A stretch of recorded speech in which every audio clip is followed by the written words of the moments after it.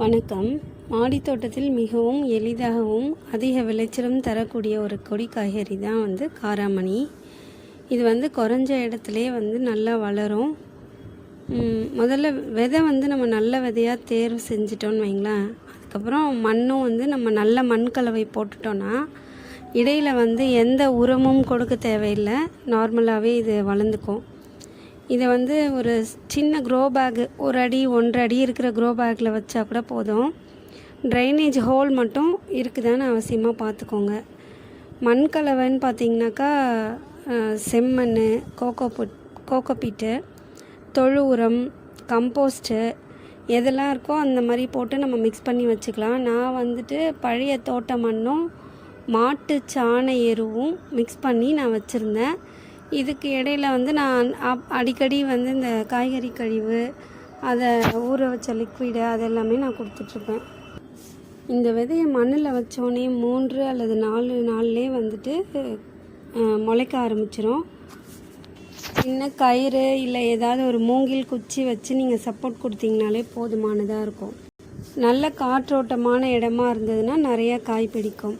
தினமும் கூட தண்ணீர் ஊற்றணுன்ற அவசியம் இல்லை. 2-3 நாட்களுக்கு ஒரு வாட்டி நீங்கள் தண்ணி கொடுத்தீங்கனாலே போதுமானது.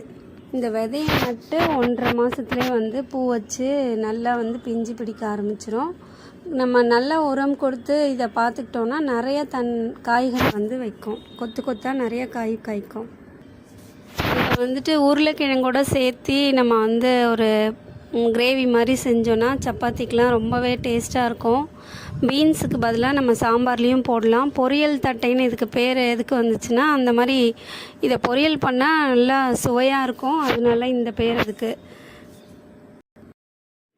தோட்டம் போட நிறைய இடம் இல்லைனா கூட கொஞ்சம் இடம் இருந்தால் கூட ஏதாவது ஒரு கொடியோ இல்லை ஒரு செடியோ நமக்கு தேவைப்படுற ஒரு காய்கறியோ கீரையோ நம்ம வளர்க்கலாம். நிறையா இடம் இருக்கணும், பெரிய தொட்டி வைக்கணும், நிறையா மண் போட்டு தான் வளர்க்கணும் அப்படின்னு எந்த ரூல்ஸுமே கிடையாது.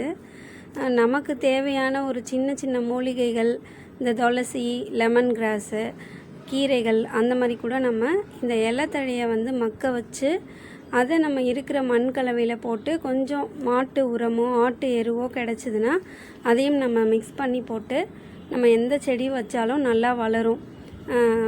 நமக்கு சொல்லவே தெரியாத பேரெல்லாம் வச்ச ஃபெர்டிலைசர்ஸ் எல்லாம் போட்டு நம்ம செடியை நல்லா ஊட்டமாக வளர்க்கணுன்ற அவசியமே இல்லை.